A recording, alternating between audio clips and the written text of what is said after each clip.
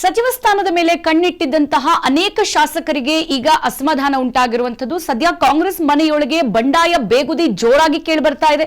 ಸಚಿವ ಸ್ಥಾನ ಸಿಗದ್ದಕ್ಕೆ ಜಿಲ್ಲೆಯಲ್ಲೂ ಆಕ್ರೋಶದ ಕಿಚ್ಚು ಹೆಚ್ಚಾಗ್ತಾ ಇದೆ. ಬ್ರೇಕಿಂಗ್ ಲಭ್ಯವಾಗ್ತಾ ಇದೆ. ಮತ್ತೊಂದು ಕಡೆಗೆ ಬೆಂಗಳೂರಿನಲ್ಲಿ ಎನ್ಎ ಹ್ಯಾರೀಸ್ ಬೆಂಬಲಿಗರಿಂದ ಕೂಡ ಪ್ರತಿಭಟನೆ ಜೋರಾಗಿ ನಡೀತಾ ಇದೆ.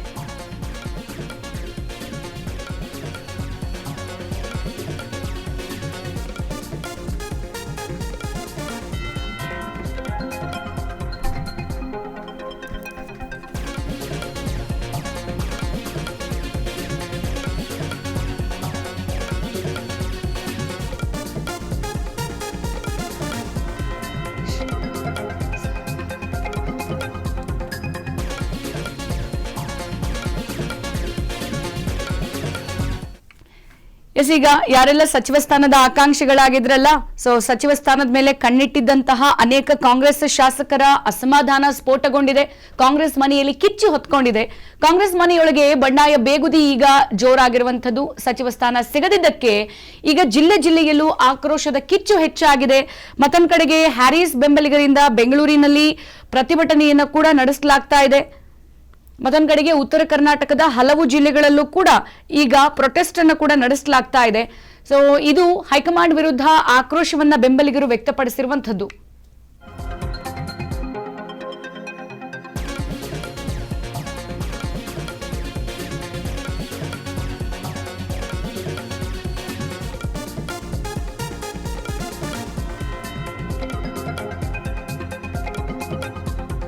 ಕುರಿತಂತೆ ಇನ್ನಷ್ಟು ಮಾಹಿತಿಯನ್ನ ಕೊಡೋದಕ್ಕೆ ಡೆಸ್ಕಿನ ಲೈವ್ ಸಂಪರ್ಕದಲ್ಲಿ ಜಾಯಿನ್ ಆಗಿದ್ದಾರೆ ನಮ್ಮ ಪ್ರತಿನಿಧಿ ಹಬೀಬ್ ದಂಡಿ. ಗಮನಿಸ್ತಾ ಇದ್ದೀವಿ, ಕಾಂಗ್ರೆಸ್ನಲ್ಲಿ ಸದ್ಯ ಈಗ ಬಂಡಾಯ ಬೇಗುದಿ ಶುರುವಾಗಿರುವಂತದ್ದು. ಮತ್ತೊಂದು ಕಡೆಗೆ ಬಹಳಷ್ಟು ಜನ ನಿನ್ನೆ ಸಚಿವ ಸ್ಥಾನ ಸಿಗುತ್ತೆ ಅಂತ ಹೇಳಿ ಬಹಳ ತುದಿಗಾಲಲ್ಲಿ ನಿಂತಿದ್ರು. ಅವರೆಲ್ಲರಿಗೂ ಕೂಡ ಅಸಮಾಧಾನ ವ್ಯಕ್ತವಾಗಿರುವಂತದ್ದು. ಯಶವಂತರಾಯಗೌಡ ಆಲ್ರೆಡಿ ರಿಸೈನ್ ಮಾಡಿದ್ದಾರೆ. ಬೇಳೂರು ಗೋಪಾಲಕೃಷ್ಣ ನಾನಿನ್ ರಿಸೈನ್ ಮಾಡ್ತೀನಿ ಅಂತ ಹೋದವರು ಯೂಟರ್ನ್ ತೆಗೆದುಕೊಂಡು ಬಂದಿದ್ದಾರೆ. ಅದೇ ಸಾಲಿನಲ್ಲಿ ಬಹಳಷ್ಟು ಜನ ಇದ್ದಾರೆ. ಈಗ ಎನ್ಎ ಹ್ಯಾರೀಸ್ ಬೆಂಬಲಿಗರು ಒಂದ್ ಕಡೆ ಆಕ್ರೋಶ, ಮತ್ತೊಂದು ಕಡೆ ಉತ್ತರ ಕರ್ನಾಟಕ ಭಾಗದಲ್ಲಿ ನಮ್ಗೆ ಅನ್ಯಾಯ ಮಾಡಿಬಿಟ್ಟಿದ್ದಾರೆ ಅಂತ ಹೇಳ್ಬಿಟ್ಟು ಅಲ್ಲೂ ಕೂಡ ಆಕ್ರೋಶ ಭುಗಿಲೆದಿದೆ. ಈ ಬಂಡಾಯವನ್ನ ಹೈಕಮಾಂಡ್ ಹೆಂಗ್ ಶಮನ ಮಾಡುತ್ತೆ, ಡಿ.ಕೆ. ಶಿವಕುಮಾರ್ ಅವರ ಮುಂದಿನ ಕಾರ್ಯಗತ ಹೆಂಗ್ ಶುರುವಾಗಬಹುದು, ಏನ್ ಅಪ್ಡೇಟ್ಸ್ ಲಭ್ಯವಾಗ್ತಾ ಇದೆ? ಎಕ್ಸಾಕ್ಟ್ಲಿ ವಿದ್ಯಾ, ನೋಡಿ, ಈಗ ಈ ಸಚಿವ ಸಂಪುಟ ವಿಸ್ತರಣೆ ಅನ್ನುವಂಥದ್ದು ಒಂದು ರೀತಿ ಅಕ್ಷರಶಃ ಹೆಜ್ಜೆನಿಗೆ ಕೈ ಹಾಕಿದ ಪರಿಸ್ಥಿತಿ ನಿರ್ಮಾಣವಾಗಿದೆ. ಶಾಂತವಾಗಿರ್ತಕ್ಕಂಥ ಕಾಂಗ್ರೆಸ್ ಪಾಳೆಯದಲ್ಲಿ ಈಗ ಬಹುತೇಕ 20 ಸಚಿವ ಸ್ಥಾನಗಳಿಗೆ 60ಕ್ಕಿಂತ 70 ಜನ ಶಾಸಕರು ಸಚಿವ ಸ್ಥಾನದ ನಿರೀಕ್ಷೆಯಲ್ಲಿ ಇದ್ರು. ತಮ್ಮದೇ ಆಗಿರ್ತಕ್ಕಂಥ ಲಾಬಿಯನ್ನ ಮಾಡ್ತಾ ಇದ್ರು. ಬಹಳಷ್ಟು ಜನ ಸಚಿವ ಸ್ಥಾನ ಸಿಗದೇ ಇರತಕ್ಕಂಥ ಮತ್ತು 2, 3, 4, 5, 6 ಬಾರಿ ಶಾಸಕರಾಗಿರ್ತಕ್ಕಂಥ ಹಲವಾರು ಶಾಸಕರು ಈ ಬಾರಿ ನಮಗೆ ಸಿಕ್ಕೇ ಸಿಗುತ್ತೆ. ಸರ್ಕಾರದ ಇನ್ನು ಅವಧಿ 1.5-2 ವರ್ಷ ಉಳಿದಿದೆ. ಈ ಅವಧಿಯಲ್ಲಾದ್ರೂ ನಮಗೆ ಮತ್ತೊಮ್ಮೆ ಅವಕಾಶ ಸಿಗುತ್ತೆ ಅನ್ನುವಂಥ ನಿರೀಕ್ಷೆಯಲ್ಲಿದ್ದು ಅಂತಹ ಬಹುತೇಕ ನಾಯಕರಿಗೆ ಸಿಕ್ಕಿಲ್ಲ. ಹಾಗಾಗಿ ನಾಯಕರು ಈಗ ತೀವ್ರ ರೀತಿಯ ತಮ್ಮ ಆಕ್ರೋಶವನ್ನು ವ್ಯಕ್ತಪಡಿಸ್ತಾ ಇದ್ದಾರೆ. ಯಶವಂತ ರಾಯಗೌಡ ಪಾಟೀಲ್ ಮತ್ತು ಬಿ.ಕೆ. ಸಂಗಮೇಶ್ ಅನ್ನುವಂಥವ್ರು ಭದ್ರಾವತಿಯ ಶಾಸಕರು, ಇವರಿಬ್ಬರು ಈಗಾಗಲೇ ರಾಜೀನಾಮೆಯನ್ನು ಸಲ್ಲಿಸಿಬಿಟ್ಟಿದ್ದಾರೆ ಶಾಸಕ ಸ್ಥಾನಕ್ಕೆ. ಇದಲ್ಲದೆ ಈಗ ರಾಜೀನಾಮೆ ಸಲ್ಲಿಸುವ ಒಂದು ಪ್ರಕ್ರಿಯೆ ಏನಿದೆ, ಶಾಸಕರ ಲಿಸ್ಟ್ ಏನಿದೆ, ಅದು ಹನುಮಂತನ ಬಾಲದ ರೀತಿ ಬೆಳ್ಕೊಂಡು ಹೋಗ್ತಾನೆ ಇದೆ. ಇನ್ನು ಹ್ಯಾರೀಸ್ ಅವರು ಕೂಡ ಅವರ ಬೆಂಬಲಿಗರು ಅವರ ಮೇಲೆ ಒತ್ತಾಯ ಮಾಡ್ತಾ ಇದ್ದಾರೆ. ಎಲ್ಲದಕ್ಕಿಂತ ಮುಖ್ಯವಾಗಿ ನಿನ್ನೆ ತನ್ವೀರ್ ಸೇಠ್ ಅವರು ಮೈಸೂರಿನಲ್ಲೇ ದೊಡ್ಡ ಮಟ್ಟದ ಹೋರಾಟ ಅವರ ಬೆಂಬಲಿಗರು ಮಾಡಿದ್ರು. ವಿಷ ಕುಡಿಯುವಂತ ಪರಿಸ್ಥಿತಿಗೂ ಕೂಡ ಮುಂದಾಗಿದ್ರು.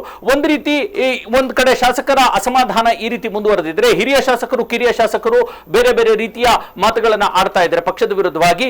ಈಗ ಈ ಹೊತ್ತಿಗೆ ಟಿ.ಬಿ. ಜಯಚಂದ್ರ ಅವರಿಗೂ ಕೂಡ, ಶಿರಾದ ಶಾಸಕರು ಮತ್ತು ದೊಡ್ಡ ಕಾಂಗ್ರೆಸ್ ನಾಯಕರು, ಅವರಿಗೂ ಕೂಡ ಸಚಿವ ಸ್ಥಾನ ಸಿಕ್ಕಿಲ್ಲ. ಅವರ ಮನೆಯಲ್ಲಿ ಅಸಮಾಧಾನಿತ ಶಾಸಕರು ಸಭೆಯನ್ನ ನಡೆಸ್ತಾ ಇದ್ದಾರೆ. ತಮ್ಮ ಮುಂದಿನ ಹೆಜ್ಜೆಯ ಬಗ್ಗೆ ತೀರ್ಮಾನವನ್ನು ಮಾಡ್ತಾರೆ ಅನ್ನುವಂಥದ್ದು. ಈಗಾಗಲೇ ಹಲವಾರು 1 ವರ್ಷದಿಂದ ಬೇಳೂರು ಗೋಪಾಲಕೃಷ್ಣ ಮತ್ತು ಅಶೋಕ್ ಪಟ್ಟಣ್ ಅಂತ ಶಾಸಕರು ತಮ್ಮ ಹಿರಿಯ ಶಾಸಕರ ಬೆಂಬಲಿಗರನ್ನ ಕಟ್ಕೊಂಡು 4-5 ಬಾರಿ ದೆಹಲಿಗೆ ಹೋಗಿ ಬಂದ್ರು. ಹೈಕಮಾಂಡ್ ಕದ ತಟ್ಟುವಂತ ಕೆಲಸವನ್ನು ಕೂಡ ಮಾಡಿದ್ರು. ಆದ್ರೆ ಅವರಿಗೂ ಕೂಡ ಸಚಿವ ಸ್ಥಾನ ಸಿಕ್ಕಿಲ್ಲ. ಈ ಬಾರಿ ಬಂದಿರತಕ್ಕಂಥ 20 ಸಚಿವರ ಪಟ್ಟಿಯಲ್ಲಿ ಒಂದು 5-6 ಹೆಸರುಗಳು ಬಹಳ ಆಶ್ಚರ್ಯ ಹುಟ್ಟಿಸುವಂತ ಹೆಸರುಗಳು ಇರೋದೇ ಇದಕ್ಕೆ ಕಾರಣ ಅನ್ನುವಂಥದ್ದು. ಎಲ್ಲದಕ್ಕಿಂತ ವಿದ್ಯಾ, ಬಹಳ ಪ್ರಮುಖವಾಗಿ ಗಮನ ಸೆಳೆಯುವಂಥದ್ದು ಮುಖ್ಯಮಂತ್ರಿ ಡಿ.ಕೆ. ಶಿವಕುಮಾರ್ ಅವರ ಪ್ರತಿಕ್ರಿಯೆ. ಬಹಳ ಖಾರವಾಗಿ ಇವತ್ತು ಅವರೊಂದು ಮಾತನ್ನ ಹೇಳ್ತಾರೆ. ಹೈಕಮಾಂಡ್ ನಿರ್ಧಾರವನ್ನ ತೀರ್ಮಾನವನ್ನ ಒಪ್ಕೊಳ್ಳದೆ ಇದ್ರೆ ಏನು ಮಾಡಕ್ಕಾಗಲ್ಲ. ಒಂದು ವೇಳೆ ಯಾರಾದ್ರೂ ರಾಜೀನಾಮೆ ಕೊಡೋದಕ್ಕೂ ಮುಂದಾದ್ರೆ ಇಮಿಡಿಯೇಟ್ಲಿ ವಿತ್ ಇನ್ 5 ಮಿನಿಟ್ ನಾನು ರಾಜೀನಾಮೆಯನ್ನು ಸ್ವೀಕರಿಸಬೇಕಾಗುತ್ತೆ ಅನ್ನುವಂತ ಒಂದು ರೀತಿ ಎಚ್ಚರಿಕೆಯನ್ನ ಶಾಸಕರಿಗೆ ಕಳಿಸಿರ್ತಕ್ಕಂಥದ್ದು ಇದು ಇನ್ನಷ್ಟು ಶಾಸಕರನ್ನ ಕೆರಳಿಸುವಂತೆ ಮಾಡಿದೆ.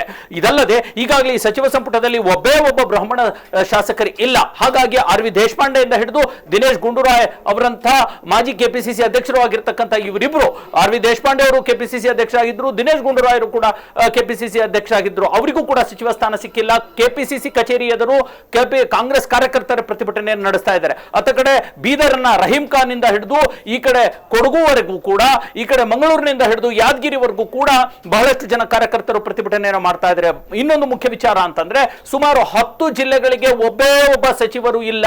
ಅದು ಯಾದಗಿರಿ, ಚಿಕ್ಕಬಳ್ಳಾಪುರ, ಚಿಕ್ಕಮಗಳೂರು, ಕೊಡಗು, ಈ ರೀತಿ ವಿಜಯನಗರ ಸೇರಿದಂತೆ ಸುಮಾರು 10 ಜಿಲ್ಲೆಗಳಿಗೆ ಒಬ್ಬ ಸಚಿವ ಸ್ಥಾನ ಇಲ್ಲದೆ ಇರತಕ್ಕಂಥದ್ದು ಕೂಡ ಅವರಿಗೆ ತುಂಬಾ ಅಂದ್ರೆ ಕಾಂಗ್ರೆಸ್ ಕಾರ್ಯಕರ್ತರಿಗೆ ಮತ್ತು ಆ ಶಾಸಕರ ಬೆಂಬಲಿಗರಿಗೆ ತುಂಬಾ ದೊಡ್ಡ ಮಟ್ಟದ ಒಂದು ಅಸಮಾಧಾನ ಹುಟ್ಟು ಹಾಕಿದೆ. ಹಾಗಾಗಿ ಇದು ಒಂದು ರೀತಿಯ ಹೆಜ್ಜೆನಿಗೆ ಕೈ ಹಾಕಿರ್ತಕ್ಕಂಥ ಪರಿಸ್ಥಿತಿ ಮತ್ತು ಒಂದು ಸ್ಥಿತಿಗತಿ ನಿರ್ಮಾಣವಾಗಿರ್ತಕ್ಕಂಥದ್ದು. ಬಹಳ ದೊಡ್ಡ ಚಾಲೆಂಜ್ ಇನ್ನೊಂದಿರ್ತಕ್ಕಂಥದ್ದು ವಿದ್ಯೆ ಏನ್ ಗೊತ್ತಾ, ಈಗ 20 ಜನರನ್ನ 19 ಜನರನ್ನ ಸಚಿವರನ್ನಾಗಿ ಪ್ರಮಾಣ ವಚನವನ್ನು ಸ್ವೀಕರಿಸಿಬಿಟ್ರು. ಆದ್ರೆ ಅವರಿಗೆ ಈಗ ಖಾತೆ ಹಂಚಿಕೆ ಮಾಡಬೇಕಲ್ಲ, ಅದು ಮತ್ತೊಂದು ಸುತ್ತಿನ ಹೆಜ್ಜೆಗೆ ಕೈ ಹಾಕದ ಹಾಗೆ. ಹಾಗಾಗಿ ಡಿ ಕೆ ಶಿವಕುಮಾರ್ ಅವರ ಭವಿಷ್ಯ ಅಥವಾ ಮುಂದಿನ ತೀರ್ಮಾನಗಳು ಅಷ್ಟು ಸರಳವಾಗಿಲ್ಲ. ಡಿ ಕೆ ಶಿವಕುಮಾರ್ ಅವರ ಪ್ರಮುಖ 2 ಹೇಳಿಕೆಗಳಿದೆಯಲ್ಲ, ಒಂದು ರಾಜೀನಾಮೆಯನ್ನು 5 ನಿಮಿಷದಲ್ಲೇ ನಾನು ಸ್ವೀಕರಿಸ್ತೇನೆ ಅನ್ನುವಂಥದ್ದು ಕೆರಳಿಸಿರ್ತಕ್ಕಂಥದ್ದು, ಇನ್ನೊಂದು ಬಹಳ ವಿವಾದಾತ್ಮಕ ಮಾತನ್ನ ಡಿ ಕೆ ಶಿವಕುಮಾರ್ ಅವರು ಇವತ್ತು ಮಾಧ್ಯಮದವರಿಗೆ ಹೇಳಿದ್ದಾರೆ ವಿದ್ಯಾ. ಅದೇನು ಅಂತಂದ್ರೆ, ಯಾಕೆ 2000 ಸಿದ್ದರಾಮಯ್ಯನವರ ಫಸ್ಟ್ ಕ್ಯಾಬಿನೆಟ್ ನನಗೆ ಸಚಿವ ಸ್ಥಾನ ಸಿಕ್ಕಿರ್ಲಿಲ್ಲ, ನಾನು ಬಾಯಿ ಮುಚ್ಕೊಂಡಿರ್ಲಿಲ್ವಾ, ನಾನು ತಾಳ್ಮೆಯಿಂದ ಇರಲಿಲ್ವಾ, ಹಂಗೆಲ್ಲ ಇರಬೇಕು ಅಂತ ಹೇಳೋದ್ರ ಮೂಲಕ ಸ್ವತಃ ಡಿ ಕೆ ಶಿವಕುಮಾರ್ ಇಡೀ ಪರಿಸ್ಥಿತಿಯನ್ನ ಸಮಾಧಾನ ಪಡಿಸಬೇಕಾಗಿರ್ತಕ್ಕಂಥ ಮುಖ್ಯಮಂತ್ರಿಗಳು ಅವರೇ ವಿವಾದಕ್ಕೆ ಈಡಾಗ್ತಾ ಇದ್ದಾರೆ ಮತ್ತೆ ಸಿದ್ದರಾಮಯ್ಯನವರ ಹೆಸರನ್ನ ಈ ಒಂದು ವಿವಾದದಲ್ಲಿ ಎಳೆದು ತರ್ತಿದ್ದಾರೆ ಅನ್ನುವಂಥದ್ದು. ಹಾಗಾಗಿ ಈಗಾಗಲೇ ಸಿದ್ದರಾಮಯ್ಯನವರು ತಮ್ಮ ಬೆಂಬಲಿಗರಿಗೆ ಸಮರ್ಥವಾದ ಒಂದು ಅಂಕೆ ಸಂಖ್ಯೆ ರೀತಿಯಲ್ಲಿ ಸಚಿವ ಸ್ಥಾನ ಸಿಕ್ಕಿಲ್ಲ ಮತ್ತು ನಾನು ಹೇಳಿದವರಿಗೆ ಸಿಕ್ಕಿಲ್ಲ ಅನ್ನುವಂತಹ ವಿಚಾರವನ್ನ ಗಮನದಲ್ಲಿಟ್ಟುಕೊಂಡು ಸಿದ್ದರಾಮಯ್ಯನವರು ಅಸಮಾಧಾನ ವ್ಯಕ್ತಪಡಿಸಿದ್ದಾರೆ. ಹಾಗಾಗಿ ಅವರು ಈ 19 ಜನ ಸಚಿವರ ಪ್ರಮಾಣ ವಚನ ಕಾರ್ಯಕ್ರಮಕ್ಕೂ ಕೂಡ ಬರಲಿಲ್ಲ. ಮಲ್ಲಿಕಾರ್ಜುನ ಖರ್ಗೆ ಅವರು ಕೂಡ ಪ್ರಮಾಣ ವಚನ ಕಾರ್ಯಕ್ರಮಕ್ಕೆ ಬರಲಿಲ್ಲ. ಇತ್ತ ಕಡೆ ಸಿದ್ದರಾಮಯ್ಯನವರು ಅಪ್ಸೆಟ್ ಆಗಿರ್ತಕ್ಕಂಥದ್ದು, ಮಲ್ಲಿಕಾರ್ಜುನ ಖರ್ಗೆ ಅವರು ಅಪ್ಸೆಟ್ ಆಗಿರ್ತಕ್ಕಂಥದ್ದು, ಇತ್ತ ಕಡೆ ಇಡೀ ಪರಿಸ್ಥಿತಿಯನ್ನ ತಿಳಿಯಾಗಿಸಬೇಕಾಗಿರ್ತಕ್ಕಂಥ, ಅದನ್ನ ತಮ್ಮ ಹತೋಟಿಗೆ ತೆಗೆದುಕೋಬೇಕಾಗಿರ್ತಕ್ಕಂಥ, ಎಲ್ಲರನ್ನ ಸಮಾಧಾನ ಪಡಿಸ್ತೀವಿ ಅನ್ನುವಂಥ ಸಮಾಧಾನದ ಮಾತುಗಳನ್ನು ಆಡಬೇಕಾಗಿರ್ತಕ್ಕಂಥ ಮುಖ್ಯಮಂತ್ರಿಗಳ ಈ ರೀತಿಯ ಅವರನ್ನು ಎತ್ತಿಕಟ್ಟುವಂತ ಮಾತನಾಡ್ತಾ ಇರ್ತಕ್ಕಂಥದ್ದು ಕಾಂಗ್ರೆಸ್ನಲ್ಲಿ ಎಲ್ಲವೂ ಸರಿ ಇಲ್ಲ, ಎಲ್ಲವೂ ಸರಿ ಆಗಲ್ಲವಾ ಅನ್ನುವಂಥ ಪ್ರಶ್ನೆಗಳನ್ನ ಹುಟ್ಟು ಹಾಕಿದ್ದ ವಿದ್ಯಾ. ಥ್ಯಾಂಕ್ ಯು ಹಬೀಬ್ ದಂಡಿ ನಿಮ್ಮೆಲ್ಲ ಮಾಹಿತಿಗೆ. ಗಮನಿಸಿದ್ವಿ, ನಮ್ಮ ಪ್ರತಿನಿಧಿ ಹೇಳ್ತಾ ಇದ್ರು, ಈಗ ಕಾಂಗ್ರೆಸ್ನಲ್ಲಿ ಅಸಮಾಧಾನ ಬೇಗುದಿ ಶುರುವಾಗಿರುವಂಥದ್ದು. ಅದು ಕೂಡ ಕೇವಲ ಬೆಂಗಳೂರಲ್ಲಿ ಮಾತ್ರ ಅಲ್ಲ, ಜಿಲ್ಲೆಯಲ್ಲೂ ಕೂಡ ಈಗ ಆಕ್ರೋಶದ ಕಿಚ್ಚು ಹೊತ್ಕೊಂಡಿದೆ. ಮತ್ತೊಂದು ಕಡೆಗೆ ಹ್ಯಾರಿಸ್ ಬೆಂಬಲಿಗರು ಕೂಡ ಇನ್ನಿಲ್ಲದ ಪ್ರತಿಭಟನೆಯನ್ನ ಮಾಡ್ಕೊಂತಿದ್ದಾರೆ. ಮತ್ತೊಂದು ಕಡೆಗೆ ಉತ್ತರ ಕರ್ನಾಟಕದ ಹಲವು ಜಿಲ್ಲೆಗಳಲ್ಲೂ ಕೂಡ ನಮ್ಮನ್ನ ಅನ್ಯಾಯ ಮಾಡಿಬಿಟ್ಟಿದ್ದಾರೆ, ನಮ್ಮ ಜಿಲ್ಲೆಯಲ್ಲಿ ಯಾವುದೇ ಸಚಿವರನ್ನ ಆಯ್ಕೆ ಮಾಡದೆ ಅನ್ಯಾಯ ಆಗಿದೆ ಅಂತಲೂ ಕೂಡ ಈಗ ಆಕ್ರೋಶವನ್ನ ವ್ಯಕ್ತಪಡಿಸ್ತಾ ಇದ್ದಾರೆ.